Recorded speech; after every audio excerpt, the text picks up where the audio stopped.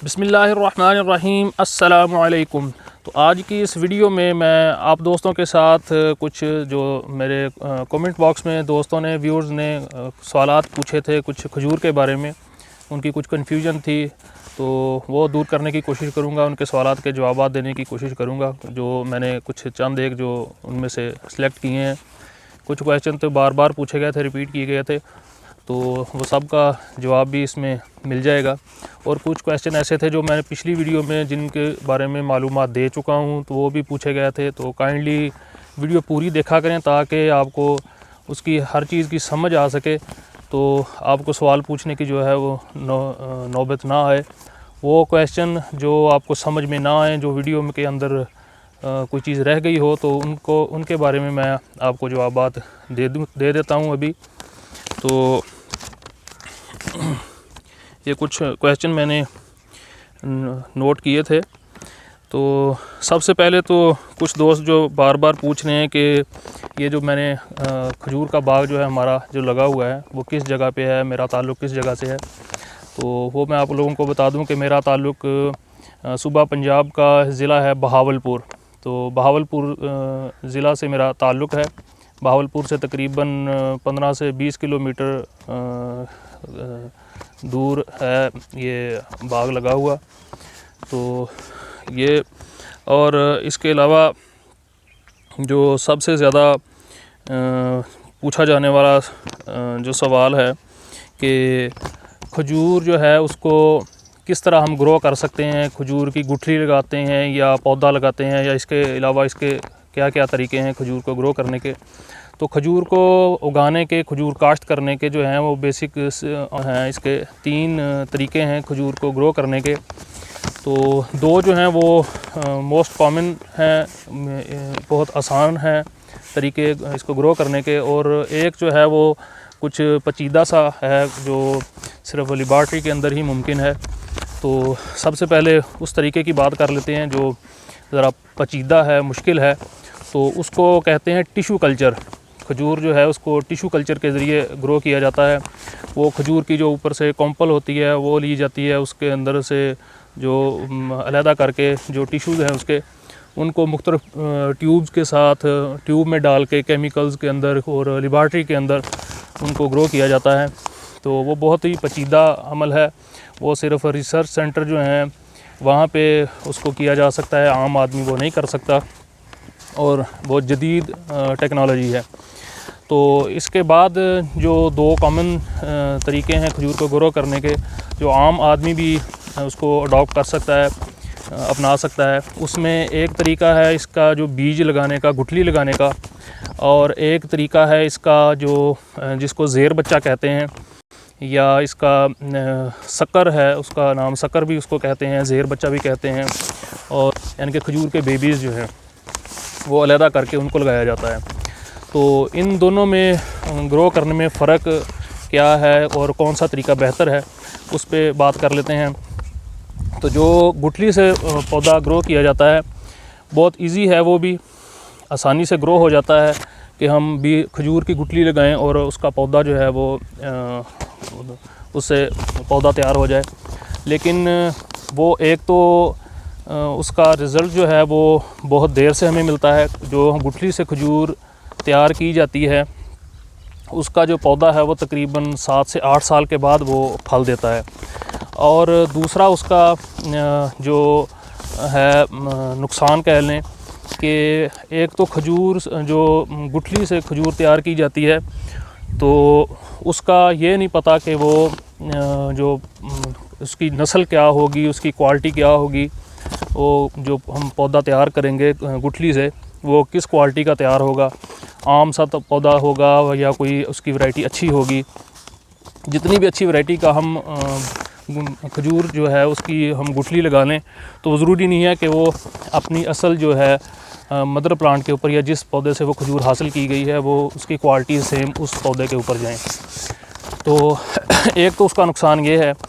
तो दूसरा ये है कि वो हमें 7 साल या 8 साल उसका इंतज़ार करना पड़ेगा फल लेने के लिए। और तीसरा ये है कि खजूर के अंदर जो है जो इसकी निशानी है कि हमें क्या पता चलेगा कि ये खजूर नर है या मादा है, क्योंकि मादा के ऊपर खजूर लगेगी, नर के ऊपर खजूर नहीं लगती। तो वो भी इसमें जो हमें डिफ़ाइन करना मुश्किल हो जाएगा कि इसमें नर कौन सा है और मादा कौन सी है। कोई भी ऐसा तरीका नहीं है फल लगने से पहले तक कि हम खजूर के पौधे को हम डिफ़ाइन कर सकें कि ये नर है या मादा है। जब तक उसके ऊपर फल नहीं आएगा, उसके ऊपर फ्लावरिंग नहीं होगी, जब फ्लावरिंग होगी उसके ऊपर ये बूर निकलेगा, इसके ऊपर गोशे निकलेंगे, तो पता चलेगा कि ये नर है या मादा है।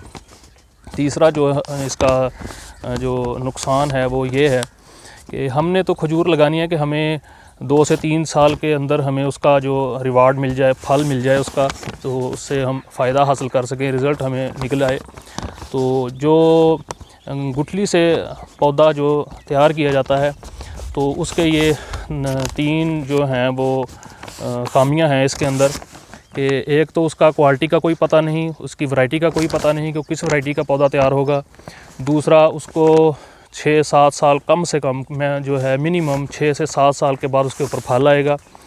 तो फल जब आएगा तो पता चलेगा कि ये इसकी वैरायटी अच्छी है नहीं अच्छी है, हमें जो सूटेबल है या नहीं। और तीसरा, वो नर मादा की जो पहचान है वो 6-7 साल के बाद होगी। ये हमारे 6 से 7 साल हमारे जो है ज़ाया हो जाएंगे। मिसाल के तौर पर हम 50 पौधे जो हैं वो गुठली से ग्रो करते हैं, तो हम वो हो जाते हैं 50, वो हम लगा देते हैं आगे, और 6 से 7 साल के बाद हमें पता चलता है कि जी 50 में से जो 40 है वो नर निकल आए हैं और 10 मादा निकले हैं। तो अब नर का हमें कोई फ़ायदा नहीं है। जो 40 पौधे नर निकल आए उनके ऊपर ना तो खजूर लगेगी, ना उससे हमें कोई फ़ायदा हासिल होगा। तो 10 जो हैं वो मादा निकलेंगी, उनके ऊपर खजूर मिलेगी। अब वो भी पता नहीं कि उसकी क्वालिटी कैसी होगी। इसलिए सबसे जो बेहतर तरीका है वो ये होता है कि हम जो ज़ेर बच्चा है खजूर का, या शक्कर है, या जिसे हम बेबी कहते हैं खजूर का, उससे पौधा तैयार किया जाए। और उसका फ़ायदा ये है, एक तो जो बच्चा है अगर उसकी सबसे बेहतरीन जो शनाख्त है, अगर हम नर खजूर के पौधे से, मदर प्लांट से बच्चा अलहदा करेंगे तो वो नर निकलेगा, और अगर हम उसको मादा खजूर के तने से अलहदा करेंगे, मदर प्लांट से अलहदा करेंगे, तो वो मादा होगा। तो ये चीज़ तो इसी वक्त जब हम पौधा जो है वो अलहदा कर रहे होंगे मदर प्लांट से, खजूर से, तो उसी वक्त हमें कंफर्म हो जाएगा कि ये बच्चा नर निकलेगा या मादा होगा।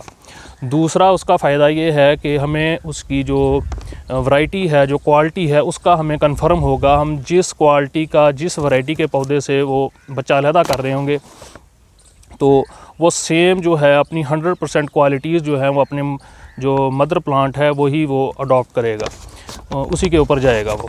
तो ये चीज़ भी हमें उसी वक्त कंफर्म हो जाएगी कि इसकी वैरायटी क्या होगी, इसकी क्वालिटी क्या होगी। और तीसरा सबसे बड़ा जो फ़ायदा है कि वो जो बच्चा हम अलहदा करेंगे, लगाएंगे खजूर के पौधे से, तो वो मैक्सिमम जो है वो 3 से 4 साल के अंदर वो फल उठा लेता है। आम तौर पर तो पौधा जो अगर मैच्योर हुआ हो खजूर के तने के साथ ही, उसको अगर अलहदा करें तो वो दूसरे साल ही फल ले लेता है। तो और अगर कुछ कमी बेशी रह गई हो उसके अंदर, तो वो 3 साल मैक्सिमम जो है वो 4 साल के बाद जो है खजूर का पौधा जो हम शक्कर जो है उसको अलहदा करके लगाते हैं, तो 4 साल के बाद वो फल देना शुरू हो जाता है। तो इस जो मैंने अभी आप लोगों को बताया है तरीका इसको ग्रो करने का, उसके अंदर काफ़ी सारे क्वेश्चन जो हैं उसके आंसर मिल गए होंगे कि खजूर का पौधा कैसे ग्रो करना चाहिए, कैसे बेहतर है, नर मादा की पहचान जो है वो भी आपका कन्फ्यूजन जो है वो क्लियर हो चुका होगा कि नर मादा की पहचान क्या है। कोई भी पौधा जो गुठली से ग्रो किया हो या वैसे ग्रो किया हुआ हो शक्कर से भी, तो उसमें जब तक फल नहीं आता, लगना स्टार्ट नहीं हो जाता, उसके अंदर कोई भी ऐसी क्वालिटीज़ नहीं है, कोई ऐसी निशानी नहीं है कि जिससे हमें पता चल जाए कि ये नर है या मादा है। ये चीज़ तो यहाँ पे कंफर्म है। जो रिसर्च सेंटर हैं जहाँ पे खजूर के ऊपर रिसर्च होती है, वो भी यही चीज़ बताते हैं कि जब तक फल नहीं लगता, इस वक्त तक हम नहीं इसके ऊपर डिसाइड कर सकते कि ये नर है या मादा है। अच्छा, तो एक नेक्स्ट क्वेश्चन जो है वो भी इसी से रिलेटेड है कि खजूर का पौधा कितने साल के बाद फल देता है। तो जो गुठली से खजूर का पौधा तैयार होता है वो जो मिनिमम जो है 6 से 7 साल के बाद फल देना स्टार्ट करता है। और जो सक्कर्स है या ज़ेर बच्चा या खजूर का बेबी जो है मदर प्लांट से हम बच्चा अलहदा करके लगाते हैं तो वो 3 से 4 साल के अंदर फल उठा लेता है। अच्छा, नेक्स्ट क्वेश्चन है वो भी इसी से रिलेटेड है कि पौधे में नर और मादा की, मेल या फीमेल की पहचान बताएं कि वो क्या है। तो वो भी मैं बता चुका हूँ कि नर और मादा की पहचान जो है बग़ैर इसके फ्रूटिंग के, जब तक ये फ्रूट नहीं लेता, अपनी फ्लावरिंग नहीं स्टार्ट करता, कोई भी पहचान नहीं है इसके अंदर कि इसमें नर कौन सा है या मादा कौन सी है। वो जब फल आएगा तो अगर तो उसको फ्लावरिंग होगी और उसके अंदर से पाउडर सा निकलना शुरू हो जाएगा तो वो नर है। अगर पाउडर नहीं निकलेगा वो मैच्योर होना शुरू हो जाएगा, उसकी पॉलिनेशन करेंगे तो वो मैच्योर हो जाएगा और खजूर बन जाएगी, वो मादा है। अच्छा, नेक्स्ट जो है क्वेश्चन कि खजूर जब पकाई जाती है तो क्या इसको गुड़ वगैरह या कोई मीठा इस तरह की कोई चीज़ भी इसके ऊपर लगाई जाती है। तो ये देखें कि खजूर जो है फितरती तौर पर जो नेचुरल है, इसके अंदर मिठास इतनी ज़्यादा है कि इसके खजूर की मिठास जो है, इसको चीनी बनाने के लिए भी खजूर को इस्तेमाल किया जाता है। इसके अंदर मिठास अपनी बहुत ज़्यादा होती है, इसको गुड़ लगाने की या कोई चीनी शक्कर या इस तरह का मीठा कोई भी लगाने की कोई ज़रूरत नहीं है। अलबत्ता कुछ दुकानदार जो हैं या रेडी वाले वो इसको शाइनिंग के लिए इस्तेमाल करते हैं कि वो अगर खजूर की क्वालिटी अच्छी ना हो तो वो गुड़ वगैरह लगा के तो उसको रख देते हैं। तो अदरवाइज़ इसको ना तो गुड़ लगाया जाता है और ना ही कोई ऐसी इसकी ज़रूरत है इसको मीठा लगाने की या गुड़ वगैरह लगाने की, कोई ज़रूरत नहीं है इसको। अच्छा, नेक्स्ट क्वेश्चन जो है कि अजवा खजूर को गुठली के ज़रिए ग्रो किया जा सकता है। तो ग्रो किसी भी वैरायटी को हम गुठली के ज़रिए ग्रो कर सकते हैं। कोई भी क्वालिटी हो, वैरायटी हो खजूर की, चाहे वो अजवा है, चाहे वो ढकी खजूर है या वो बरनी है या कोई भी किसी भी किस्म की कोई खजूर है, उसको गुठली के ज़रिए ग्रो तो किया जा सकता है। लेकिन उसकी ये कोई गारंटी नहीं है कि हम जो गुठली लगाएंगे तो जब उससे पौधा तैयार होगा तो वो वही वैरायटी होगी या वो चेंज कर लेगा, अपनी जो साख्त है या अपनी वैरायटी है वो चेंज कर लेगा। तो वो उसी सूरत में मुमकिन है कि जब हम जिस मदर प्लांट से, जिस वैरायटी के मदर प्लांट से हम पौधा उतारेंगे तो वो पौधा वो अपने मदर प्लांट के ऊपर अपनी क्वालिटीज़ लेके जाता है। अच्छा, नेक्स्ट क्वेश्चन जो है वो ये है कि खजूर में गुठली नहीं है, पकाने का तरीका बताएं। तो मेरे भाई, खजूर जो है उसकी जब पॉलिनेशन नहीं होती तो उस वक्त उसके अंदर गुठली नहीं बनती। जब उसकी पॉलिनेशन हो जाएगी तो उसके अंदर गुठली बनेगी और वो पकेगी भी। जब उसकी हम पॉलिनेशन नहीं करते तो उसके अंदर गुठली भी नहीं बनती और वो मैच्योर भी नहीं होती। उसको पकाने का फिर वाहिद हल जो है वो केमिकल ही होता है कि जो आम रेडी के ऊपर जो खजूरें, ताज़ा रसी हुई खजूरें जो हैं वो सेल कर रहे होते हैं, तो वो केमिकल के ज़रिए फिर उनको पकाते हैं और वो अपनी तरफ से उन्होंने कोई वैरायटी बनाई हुई होती है कि जी ये कोई ख़ास वैरायटी है जिसके अंदर गुठली नहीं है।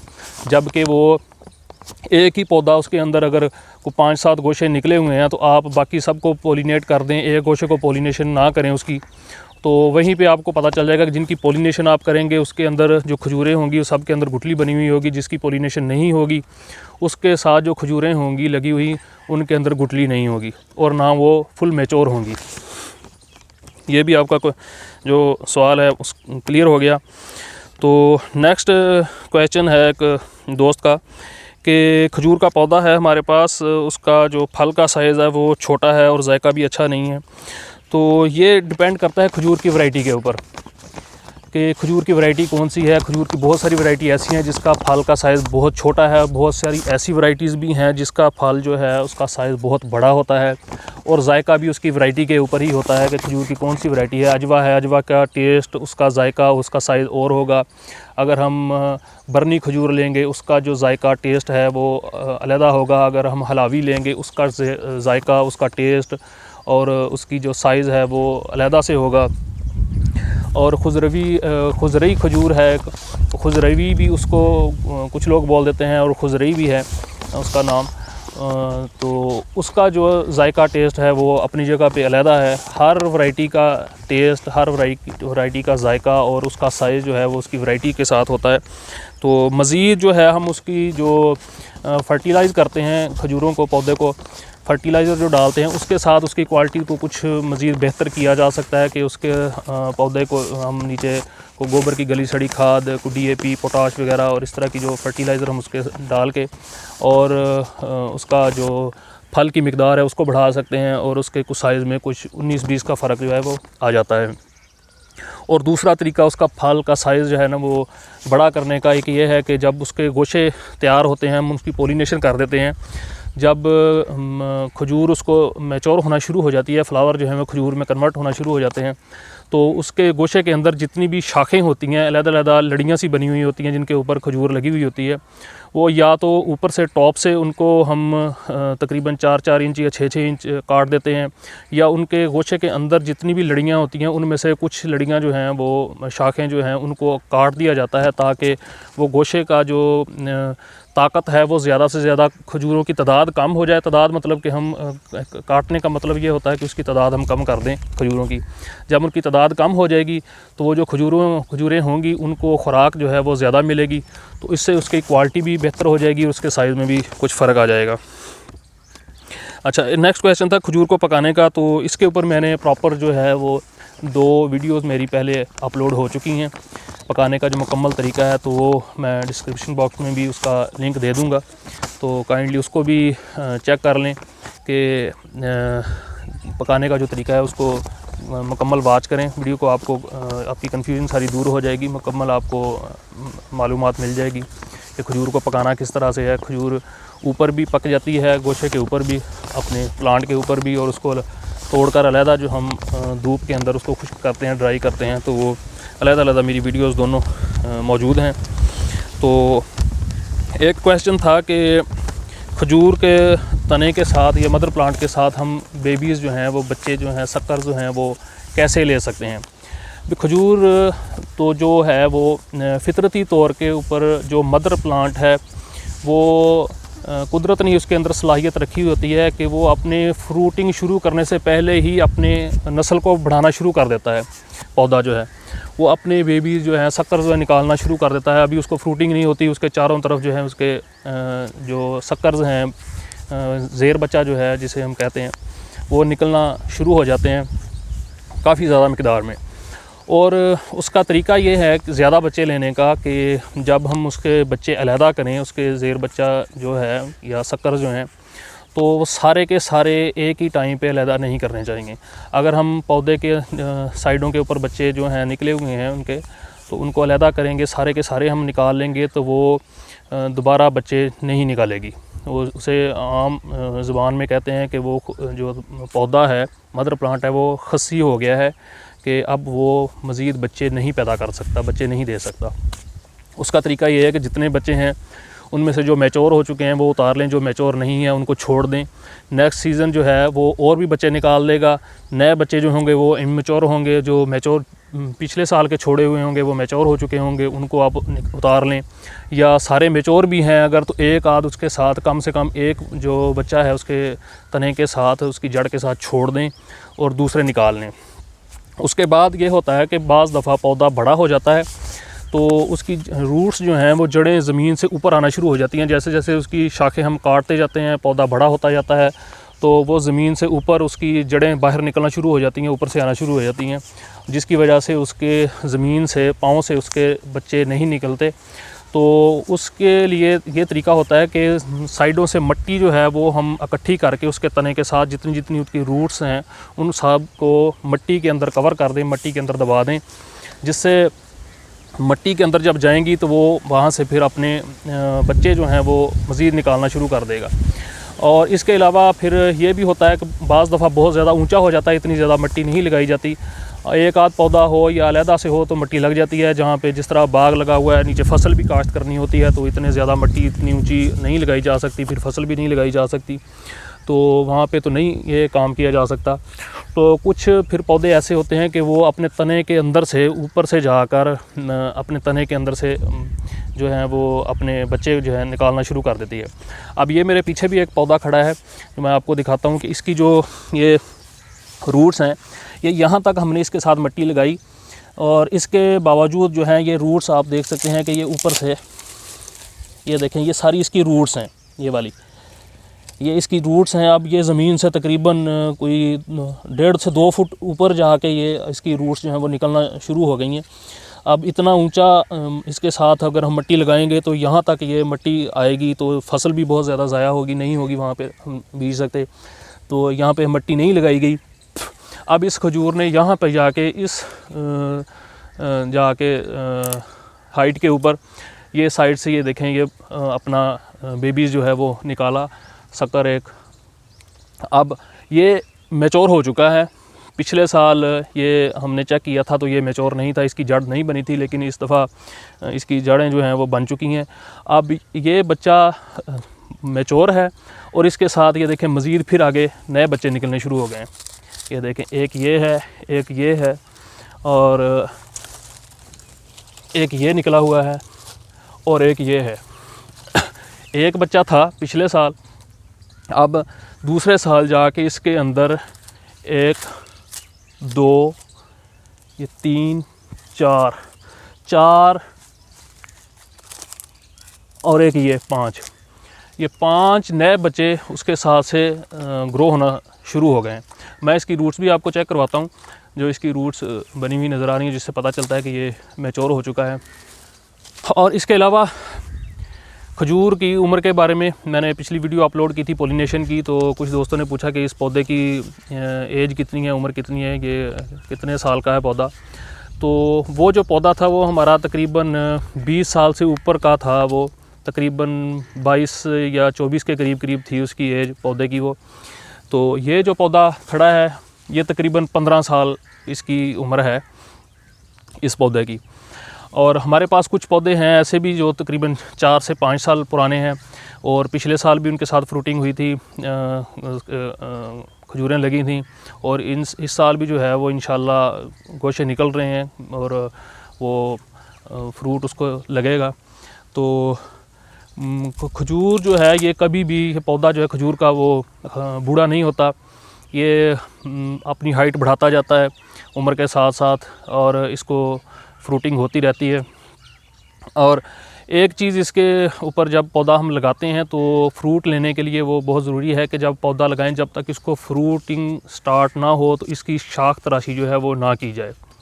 अगर हम इसको पौधा लगाते सार ही उसकी फ्रूटिंग अभी शुरू नहीं हुई, पहले साल या दूसरे साल ही हम इसकी शाख तराशी करेंगे तो वो एक तो वो कद लंबा ज़्यादा करता जाएगा और उसको जो फ्रूट है लगेगा, खजूरें लगेंगी वो लेट होती जाएंगी। वो अगर 3 साल में लगनी है तो वो 4 साल या 5 साल के बाद लगनी शुरू होगी।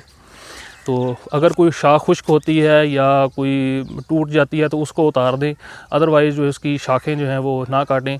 फ़र्स्ट टाइम जब हमने शाखें काटनी है तो उस वक्त काटनी है जब उसके ऊपर हम पहली दफ़ा फ्रूट ले लें, तो उसके बाद से उसकी शाख तराशी का अमल जो है वो शुरू करें कि जब उसको फ़र्स्ट टाइम फ्रूट लग जाए। अब मैं इसकी रूट्स भी आपको चेक करवा देता हूँ जी। तो ये देखें ये मदर प्लांट जो है ये इसकी रूट्स जो हैं ये देखें, ये ज़मीन से कितनी ऊपर आके निकलना स्टार्ट हो गई हैं। यहाँ तक इसके साथ मिट्टी लगाई है, उसके बाद ऊपर से फिर ये मज़ीद ऊपर से निकलनी शुरू हुई हैं इसकी जड़ें।